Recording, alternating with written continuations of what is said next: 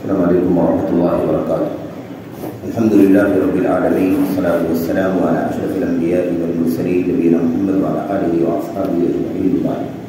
یقول اللہ سبحانہ وتعالی اعوذ باللہ من الشیطان الرجیم ان الذین یخشون ربهم بالغیب لهم مغفرۃ واجر کبیر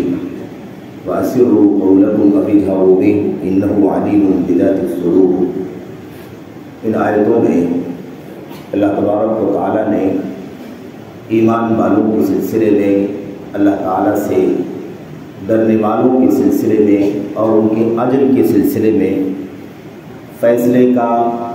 اور اسی طرح سے انہیں کیا کچھ اجر و ثواب ملنا ہے اس کا وعدہ فرمایا۔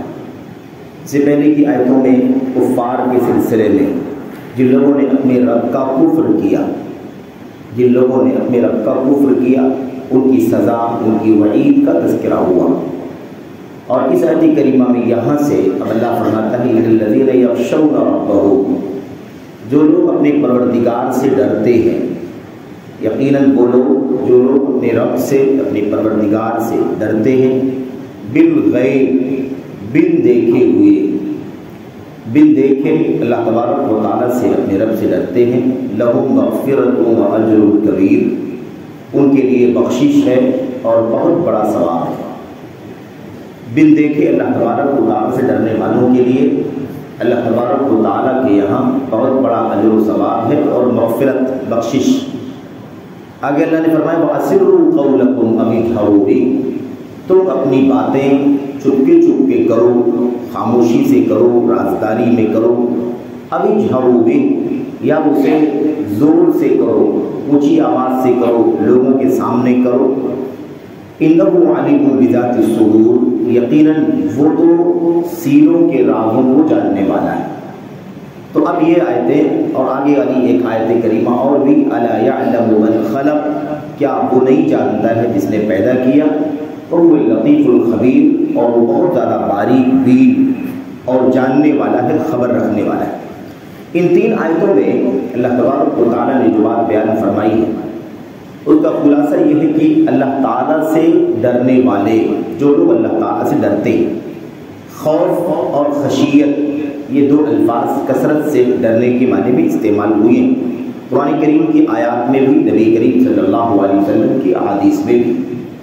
تو جو لوگ اپنے رب سے ڈرتے ہیں، خشیت، ڈرنا، یہ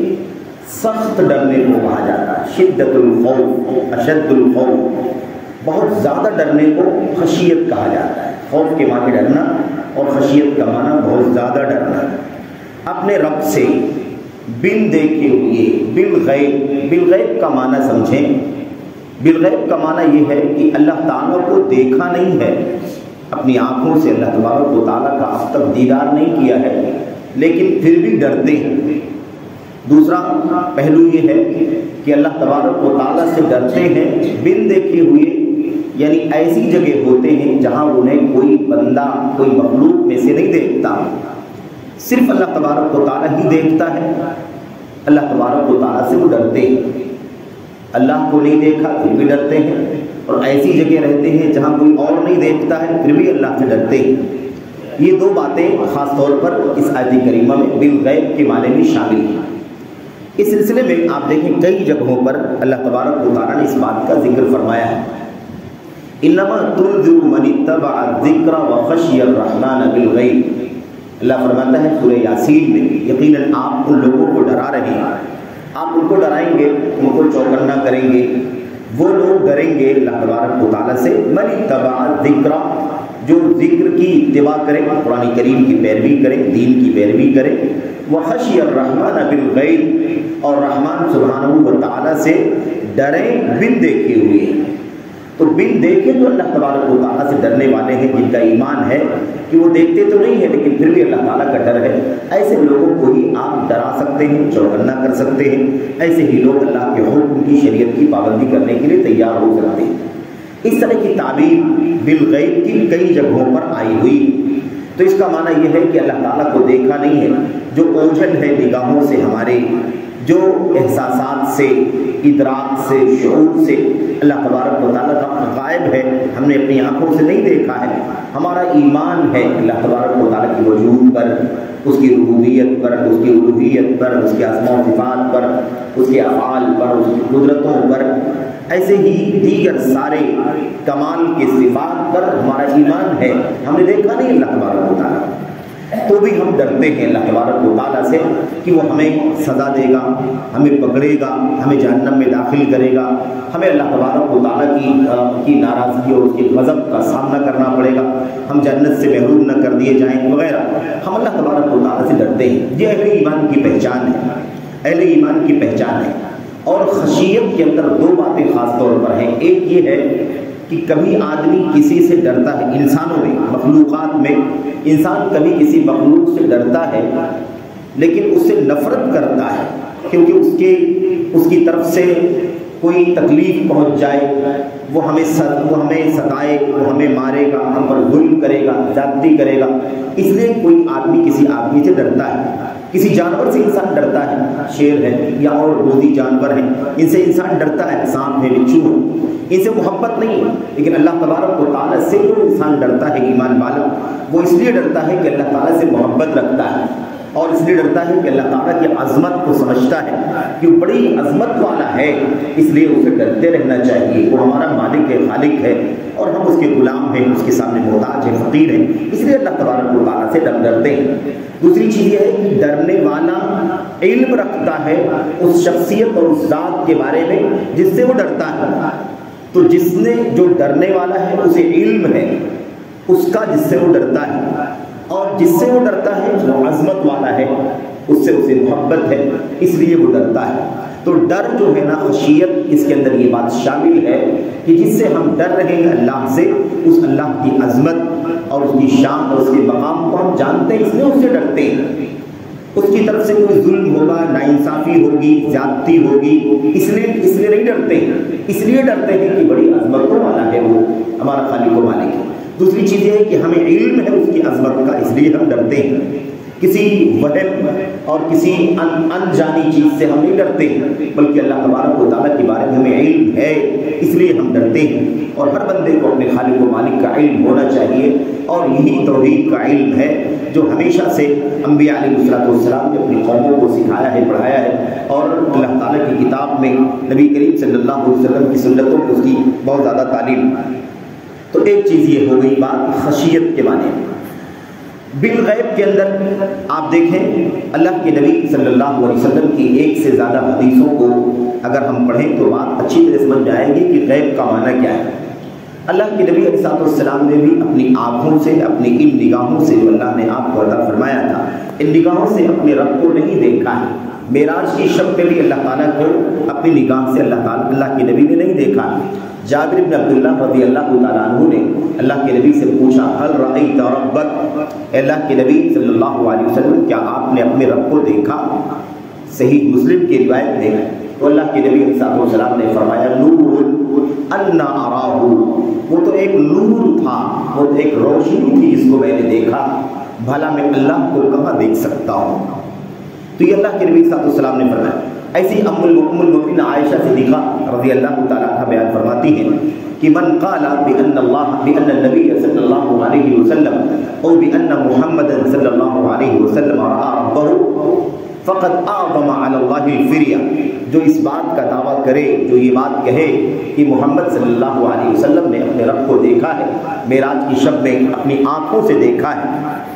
اس نے اللہ تبارک و تعالیٰ پر جھوٹ باندھا۔ یعنی ایسا کہنے والا شخص صحیح نہیں کہہ رہا، غلط کہہ رہا ہے، جھوٹ بول رہا ہے، کیونکہ نبی کریم صلی اللہ علیہ وسلم نے اپنے اللہ کو نہیں دیکھا ہے۔ ایک روایت میں اللہ کے نبی صلی اللہ علیہ وسلم سے پوچھا گیا کہ کیا آپ نے معراج کی شب اللہ تعالیٰ کو دیکھا ہے، اپنے رب کو دیکھا ہے؟ تو اللہ کے نبی صلی اللہ علیہ وسلم نے فرمایا، رأیت نورا، میں نے نور دیکھا ہے۔ بعض روایتوں میں ہے رآہ بقلبہ، اللہ کے نبی علیہ السلام نے اللہ تعالیٰ کو اپنے دل سے دیکھا ہے، دل کی نگاہوں سے، آنکھوں سے، دیدے سے، جو اصل نگاہ ہے، روشنی ہے، آنکھ، اس کے ذریعے سے اللہ تعالیٰ کو نبی کریم صلی اللہ علیہ وسلم نے نہیں دیکھا ہے اور کسی نے نہیں دیکھا ہے۔ یہ قیامت کے دن اہل ایمان کو اللہ تبارک و تعالیٰ سعادت بھی عطا فرمائے گا اور نگاہوں کو قوت بھی عطا فرمائے گا کہ وہ اللہ تبارک و تعالیٰ کو دیکھ سکیں۔ ورنہ حضرت موسیٰ علیہ السلام کی سیرت کا واقعہ قرآن کریم میں ذکر ہے کہ کس طرح سے انہوں نے اللہ تعالیٰ کے دیدار کا مطالبہ کیا، تو اللہ تعالیٰ نے فرمایا کہ پہاڑ کی طرف نگاہ ٹکاؤ، اگر اس پر تمہاری نگاہ ٹکے گی تو تم مجھے دیکھ لو گے۔ فَإِنِ اسْتَقَرَّ مَكَانَهُ فَسَوْفَ تَرَانِي، اگر تم پہاڑ کو کوہ طور پر میری جھلک ہوگی، اگر تمہاری نگاہیں اس کو برداشت کر سکیں گی تو تم مجھے دیکھ لو گے۔ وہی ہوا، اللہ تبارک و تعالیٰ نے ایک جھلک فرمائی اور موسیٰ علیہ السلام بے ہوش ہو کر گر پڑے، اور اس کے بعد انہیں پھر سمجھ میں آئی بات کہ اللہ تبارک و تعالیٰ کا ان نگاہوں سے اس دنیا میں دیدار نہیں کیا جا سکتا ہے۔ اچھا، دوسری بات یہ تو ہو گئی اللہ تبارک و تعالیٰ کو دیکھا نہیں ہے، انبیاء نے بھی نہیں دیکھا لیکن اللہ تبارک و تعالیٰ سے ڈرتے ہیں۔ ایمان والے بندوں نے اللہ تعالیٰ کو نہیں دیکھا ہے لیکن وہ اللہ تعالیٰ سے ڈرتے ہیں۔ ہم نے آپ نے اللہ تبارک و تعالیٰ کو نہیں دیکھا لیکن پھر بھی ہم ڈرتے ہیں، ہمارا ایمان ہے اس کی وجود پر، ربوبیت، اسماء و صفات، افعال پر، یہ ہے بالغیب کا معنی۔ دوسری چیز کیا ہے؟ دوسری چیز یہ ہے کہ آدمی تنہائی میں ہے، وہاں وہ گناہوں کے کام کر سکتا ہے، کوئی انسان دیکھنے والا نہیں ہے لیکن پھر بھی وہ اپنے آپ کو گناہوں سے بچاتا ہے کیونکہ اس کا یہ عقیدہ ہے کہ رب ذوالجلال کی نگاہوں سے ہم بچ نہیں سکتے۔ یہ بھی ہے بالغیب کے معنی کے اندر شامل ہے، اللہ تعالیٰ کو بن دیکھے اور اللہ تبارک و تعالیٰ سے ڈرا ایسی جگہ پر جہاں وہ تنہا تھا، کوئی اور نہیں تھا، صرف اللہ تعالیٰ کے ڈر کے مارے اس نے گناہ کا کام نہیں کیا۔ اس سلسلے میں صحیح بخاری وغیرہ کی وہ روایت جو لمبی روایت ہے اس کا خلاصہ آپ جانتے ہیں، میں اعادہ سرسری طور پر آپ کے سامنے ذکر کروں۔ اللہ کے نبی نے فرمایا کہ اللہ تعالیٰ کے کچھ فرشتے ہیں جو دنیا میں گشت کرتے رہتے ہیں، چکر لگاتے رہتے ہیں، اور جہاں علم کی مجلس، ذکر کی مجلس ہوتی ہے وہاں وہ بیٹھ جاتے ہیں، ذکر کی مجلس ہوتی ہے وہاں وہ بیٹھ جاتے ہیں۔ جب اس کے بعد وہاں سے فارغ ہو کر اللہ تبارک و تعالیٰ کے پاس وہ جاتے ہیں، اللہ تعالیٰ ان سے پوچھتا ہے میرے بندوں کو تم نے کس حال میں دیکھا ہے، میرے بندوں کو تم نے کس حال میں دیکھا ہے؟ تو فرشتے کہتے ہیں یسبحونک و یکبرونک، ہم نے دیکھا ہے تیرے بندوں کو وہ تیری تسبیح بیان کر رہے ہیں، تیری بڑائی بیان کر رہے ہیں، تیرا ذکر کر رہے ہیں، تیری عظمتوں کا، میرے بھائیوں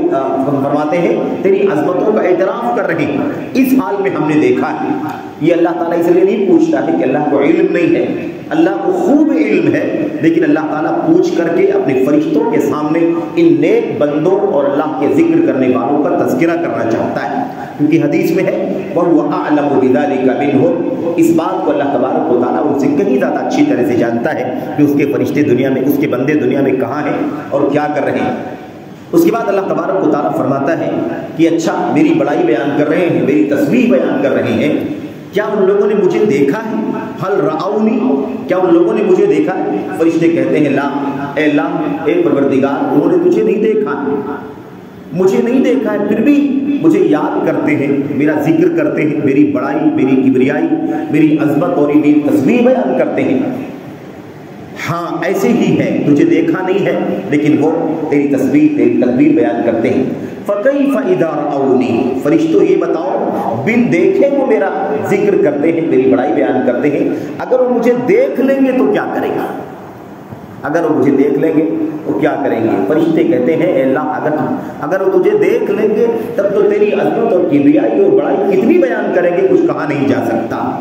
تو اس سے کیا پتا چلا کہ اللہ تبارک و تعالیٰ کو دیکھا نہیں ہے ایمان والوں نے، لیکن پھر بھی اللہ تبارک و تعالیٰ سے ڈرتے ہیں۔ یہ ہے ایک پہلو بن دیکھے، بالغیب کے معنی میں۔ دوسرا جو پہلو تھا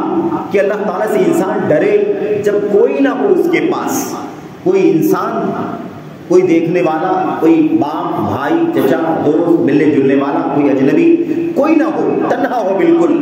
جب اسے اختیار ہو کہ وہ گناہ کا کام کر سکتا ہے، وہ چوری کر سکتا ہے، زناکاری کر سکتا ہے، بدکاری کر سکتا ہے۔ یہ روزے کا مہینہ رمضان چل رہا ہے، انسان چوری چھپے پانی پی سکتا ہے، کھانا کھا سکتا ہے، انسان شہوت پوری کر سکتا ہے، لیکن پھر بھی وہ یہ کام نہیں کرتا ہے کیونکہ وہ اللہ تبارک و تعالیٰ سے ڈرتا ہے۔ صحیح بخاری کی روایت میں اللہ کے نبی صلی اللہ علیہ وسلم نے فرمایا تھا سبعۃ یظلهم اللہ فی ظلہ یوم لا ظل الا ظلہ، 7 قسم کے لوگ ایسے ہیں جنہیں اللہ تبارک و تعالیٰ کل قیامت کے دن اپنے عرش کے سائے میں جگہ عطا فرمائے گا، جس دن اللہ کے عرش کے سائے کے سوا کوئی سایہ نہیں ہوگا۔ اللہ کے عرش کے سائے کے سوا کوئی سایہ نہیں ہوگا۔ اس میں 7 لوگوں میں سے ایک اللہ کے نبی صلی اللہ علیہ وسلم نے فرمایا وَرَجُلٌ دَعَتْهُ امْرَأَةٌ ذَاتُ مَنْصِبٍ وَجَمَالٍ فَقَالَ إِنِّي أَخَافُ اللَّهَ۔ ایک اللہ کے نبی نے فرمایا وَرَجُلٌ ذَكَرَ اللَّهَ خَالِيًا فَفَاضَتْ عَيْنَاهُ۔ دو باتیں بالغیب کے معنی کو سمجھنے کے لیے اللہ کے نبی صلی اللہ علیہ وسلم نے فرمایا ایک وہ آدمی بھی ہوگا عرش کے سائے میں جگہ پانے والا قیامت کے دن، جسے تنہائی میں کسی خوبصورت اور منصب والی خاتون نے بلایا۔ ایک وہ شخص جسے جو خوبصورت ایک وہ شخص جسے کسی بہت زیادہ خوبرو اور ایسے ہی دولت اور منصب اور عہدے والی خاتون نے اسے بلایا زناکاری کے لیے، بدکاری کے لیے، فحاشی کے لیے۔ اس کے باوجود کی خوبصورتی اس کے سامنے تھی، اس کے باوجود کی منصب اور مال و دولت اس کے سامنے تھا، کوئی چیز روکنے والی اسے نہ تھی، لیکن صرف اللہ تبارک و تعالیٰ کے ڈر کی وجہ سے اس نے کیا کہا انی اخاف اللہ، مجھے اللہ کا ڈر ہے، میں اللہ سے ڈرتا ہوں، گرچہ تمہارے ساتھ میرے آ جانے کو کوئی نہیں دیکھ رہا ہے، کوئی دیکھنے والا نہیں ہے، لیکن اللہ تبارک و تعالیٰ دیکھ رہا ہے، اللہ کی نگاہ سے اوجھل نہیں ہو سکتا، اس لیے میں اللہ سے ڈرتا ہوں، میں یہ زناکاری بدکاری کا کام نہیں کر سکتا۔ یہ ہے بالغیب، یہ ہے بالغیب کا دوسرا پہلو۔ اسی طرح سے اللہ کے نبی علیہ السلام کی اسی حدیث کے اندر دوسرا پہلو، دوسری مثال وَرَجُلٌ ذَكَرَ اللَّهَ خَالِيًا فَفَاضَتْ عَيْنَاهُ، ایک وہ آدمی بھی عرش کے سائے میں جگہ پائے گا جس نے بالکل تنہائی میں اللہ کو یاد کیا اور اس کی آنکھوں سے آنسو جاری ہو گئے،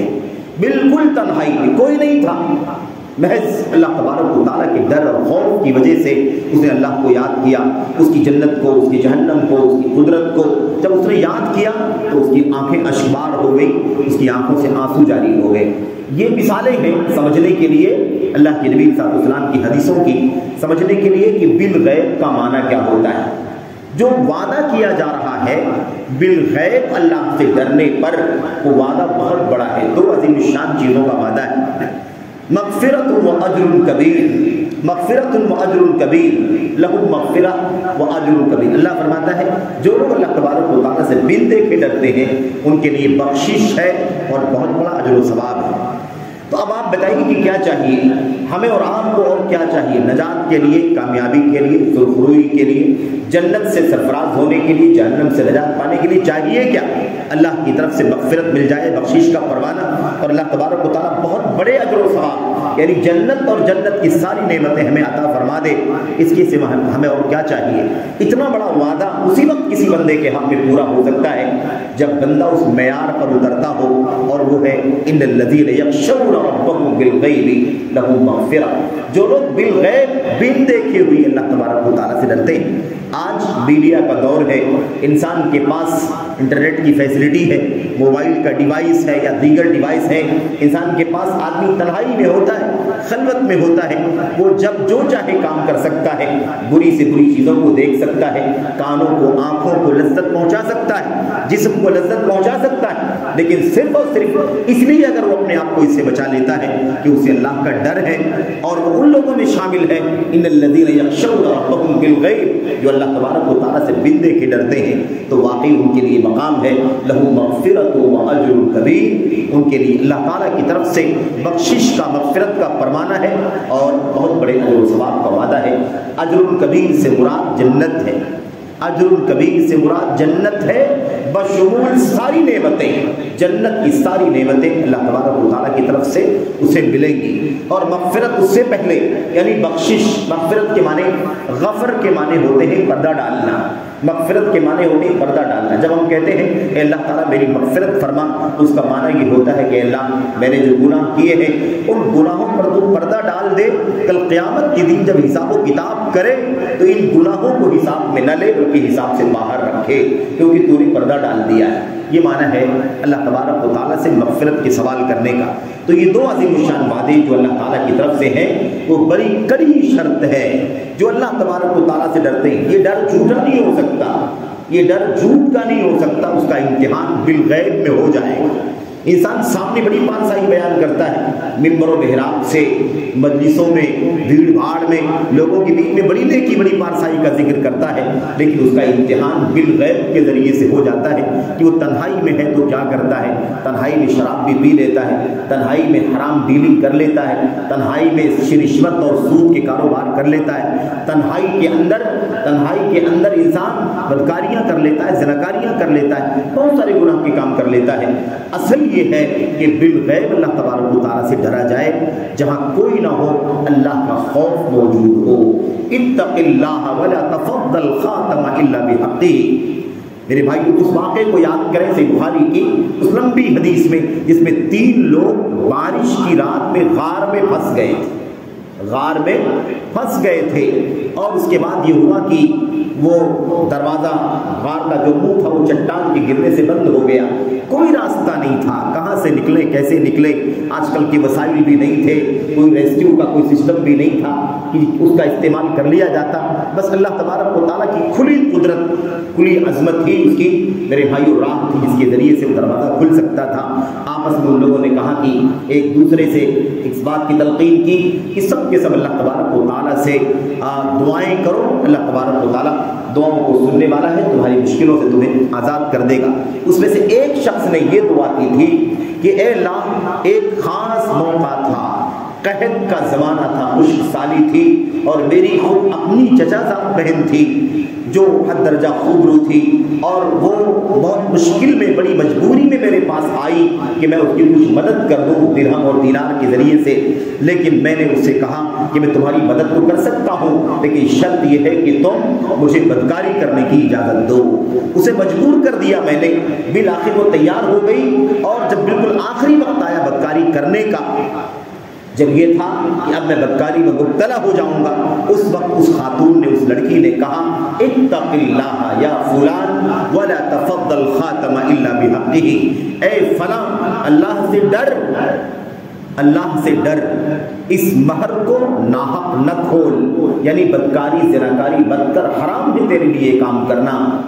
کہتے ہیں کہ میں نے، اس آدمی نے دعا کرتے ہوئے کہا کہ اللہ، اس وقت میں نے جب یہ سنا کہ اتق اللہ، اللہ سے ڈر، اس وقت میرے سامنے کوئی چیز نہیں تھی، بالکل میں تنہائی میں تھا، میں بدکاری کر سکتا تھا، لیکن اے اللہ تیرا ذکر میں نے سنا، تیرے خوف کا، تیرے ڈر کا حکم میں نے سنا، تو میں اس سے باز آ گیا، اور میں نے اسے یوں ہی پیسے دے دیے، اس کی مدد کر دی، اور اپنے آپ کو گناہوں سے بچا لے گیا۔ اے اللہ، اگر میں نے یہ کام تیری رضا کے لیے کیا تھا تو دعا ہے کہ غار کے دروازے کو، غار کے منہ سے چٹان کو ہٹا دے، کھسکا دے، تاکہ ہم لوگ باہر نکل جائیں۔ چٹان کھسک گئی۔ یہاں دیکھیے، یہ ہے بالغیب، اللہ تبارک و تعالیٰ سے بن دیکھے ڈرنا۔ تو یہ مثالیں ہیں، ایسی بہت ساری مثالیں ہیں تاریخ میں، سیرت میں، قرآن کریم کی آیات میں بھی، نبی کریم صلی اللہ علیہ وسلم کی حدیثوں میں بھی، ممکن ہے اس کا تذکرہ کل آئے گا۔ تو اللہ سے دعا کریں کہ اللہ تعالیٰ ہمیں اور آپ کو اس معیار پر اترنے کی توفیق عطا فرمائے۔ آج حد درجہ امتحان ہے، آج کل میڈیا کا دور ہے، سوشل میڈیا کے وسائل ہیں، انسان میرے بھائیوں بھیڑ میں بیٹھ کر کے بھی تنہائی میں ہوتا ہے، اور جس طرح سے بھی چاہتا ہے حرام سے بھی لذت حاصل کر لیتا ہے۔ ایسے حالات میں